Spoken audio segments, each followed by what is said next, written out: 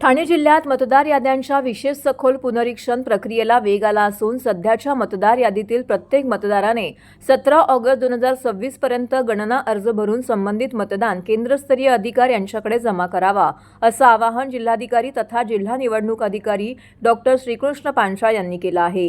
जिल्हाधिकारी कार्यालयात आयोजित पत्रकार परिषदेमध्ये त्यांनी प्रक्रियेची सविस्तर माहिती दिली।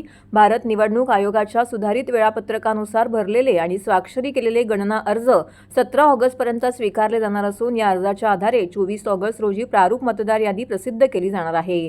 त्यानंतर 24 ऑगस्ट ते 23 सप्टेंबर या कालावधीत दावे व हरकती स्वीकारल्या जातील। नवीन मतदार नोंदणीसाठी नमुना 6, नाव वगळण्यासाठी नमुना 7 आणि मतदार यादीतील तपशील दुरुस्तीसाठी नमुना 8 उपलब्ध राहणार आहे। एका व्यक्तीचं नाव एकापेक्षा अधिक मतदारसंघामध्ये नोंदवता येत नसल्याने ज्या मतदारांची नावे 2 किंवा अधिक ठिकाणी आहेत त्यांनी सध्याच्या वास्तव्याच्या ठिकाणचाच गणना अर्ज भरावा असं प्रशासनाने स्पष्ट केलंय। चुकीची माहिती किंवा खोटे घोषणापत्र सादर केल्यास लोकप्रतिनिधित्व अधिनियम 1950च्या कलम 31 अंतर्गत कारवाई होऊ शकते असा इशाराही देण्यात आलाय। यावेळी उपजिल्हा निवडणूक अधिकारी वैशाली माने, जिल्हा उपनिबंधक किशोर मांडे आणि तहसीलदार प्रदीप कुडाळ उपस्थित होते। पत्रकार परिषदेमध्ये पुण्यश्लोक अहिल्यादेवी होळकर शेतकरी कर्जमुक्ती योजनेच्या अंमलबजावणीचाही आढावा घेण्यात आला। अंतिम मतदार यादी 27 ऑक्टोबर 2026 रोजी प्रसिद्ध होणार आहे। आज SIR संदर्भात पत्रकार परिषदेमध्ये माहिती दिली। आपल्याकडे 74,50,000 इतके साधारणतः मतदार ठाणे जिल्ह्यामध्ये आहेत। त्यापैकी 39 लक्षच्या वरती आपलं डिजिटायझेशन झालेलं आहे आणि पुढील जे आहे मतदारांपर्यंत पोहोचून फॉर्म्स त्यांचं एन्युमरेशन फॉर्म घेणे आणि डिजिटायझेशन करणे ही प्रक्रिया आपली सुरू आहे। ठाणे जिल्ह्यामध्ये आपण जी डुप्लिकेट यादीमध्ये जी सॉफ्टवेअरने आयडेंटिफाय केलेली आहे तर त्यामध्ये आपण एका ठिकाणी नाव ठेवण्यासाठी मतदारांना सांगतोय। फोटो सिम्युलर एंट्रीज आणि डाटा सिम्युलर एंट्रीज त्यामध्ये काम सुरू आहे आणि त्याच पद्धतीनं जी ड्राफ्ट रोल आपली यादी आहे तर त्या अगोदर 17 तारखेपर्यंत मुदत आहे। त्यामध्ये आपण जास्तीत जास्त मतदारांपर्यंत जाऊन आवाहन करतोय की मतदारांनी समोर येऊन त्यांचं एन्युमरेशन फॉर्म BLN कडे द्यावं, जेणेकरून याच्यामध्ये एन्युमरेशन फॉर्म भरून त्यांचं नाव जे आहे ते ड्राफ्ट रोलमध्ये आपल्याला घेता येईल। 10 दिवसामध्ये आपण सर्व महापालिकेमार्फत प्रत्येक वॉर्डामध्ये प्रत्येक एरियामध्ये आपण जातोय। BLOंना सहकार्यासाठी राजकीय पक्षांचे BLAs, राजकीय पक्षांनी नेमलेले जे बूथ लेवल एजंट असतात ते देखील आपण उपलब्ध करून द्या म्हणून पक्षांना विनंती केली आहे। तिथे ते मिळत आहेत आणि एक अतिरिक्त कर्मचारी प्रत्येक BLOला आपण दिलेला आहे।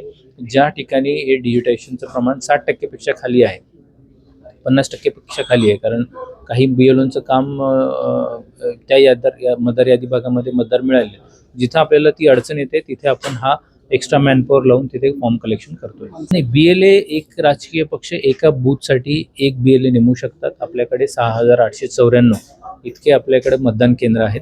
प्रत्येक पक्षाला समान संधी असते, त्यामध्ये कोणत्याही पक्षाला कमी जास्तपणा केला जात नाही। 6,894 BLA जे आहेत तर ते प्रत्येक राजकीय पक्ष नेमू शकतो आणि आपल्याकडे मॅक्झिमम पक्षांनी नेमलेले आहेत। राज्यामध्ये जर BLA अपॉइंटमेंटमध्ये बघितलं आपण 6 महिन्यापासून मागचे हे आवाहन करतोय आणि त्याला चांगला प्रतिसाद राजकीय पक्षांनी ठाण्यामध्ये दिलेला आहे।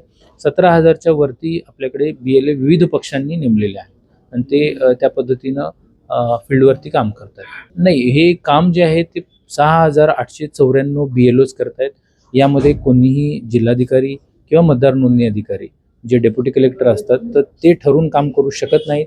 यामध्ये 6,894 लोकांचे त्यांचे लॉग इन आहेत आणि त्याच्या अनुषंगानं ते जे निर्णय घेतील, एखादा फॉर्म जर मतदारांनी आणून दिला BLOकडे तर तो घेणे हा BLOवर बंधनकारक आहे। त्या पद्धतीनं ते फॉर्म जे आहे तो मतदार तिथे असेल तर त्या पद्धतीनं तो घेणं BLO घेत आहेत आणि त्यानुसार काम चालू आहे। कुठेही यामध्ये ठरवून कोणतंही काम करता येत नाही। यामध्ये डिसेंट्रलाइज पद्धतीनं BLOs हे प्रत्येक त्या मतदार यादीसाठी ते जबाबदार असतात। तो बूथ लेवल ऑफिसर त्या पद्धतीनं काम करतात। त्यामुळे कोणतंही नाव ॲड करण्यासाठी किंवा डिलीट करण्यासाठी असा कोणताही ठरवून प्रक्रिया याच्यामध्ये केली जाऊ शकत। आपला ड्राफ्ट रोलमध्ये जे नाव इन्क्लूड करायचं आहे त्यासाठी जो BLO हाऊस टू हाऊस जात आहेत त्यामध्ये BLOंना एक आपण असिस्टंट दिलेला आहे। राजकीय पक्ष देखील बऱ्याच पद्धतीने याच्यामध्ये सक्रिय आहेत। तर 17 तारखेच्या अगोदर आपला फॉर्म जो आहे तो आपण BLOंकडे द्यावा इन्युमरेशन फॉर्म भरून द्यावा. कोणतीही अडचण असेल तर BLO आपली शंकाचं निरासन करतील. इलेक्शन कमिशनच्या वेबसाईटवरती बुक अ कॉल म्हणून देखील फॅसिलिटी उपलब्ध आहे. 1,23,000 राज्यामध्ये जवळपास सर्वाधिक कॉल्स आपल्या जिल्ह्यामध्ये मतदारांनी BLOंना केले आहेत. त्या फॅसिलिटीचा देखील उपयोग करावा आणि BLOंकडे आपलं फॉर्म देऊन आपलं मतदार यादीमध्ये नाव येईल हे सुनिश्चित आपण करावं.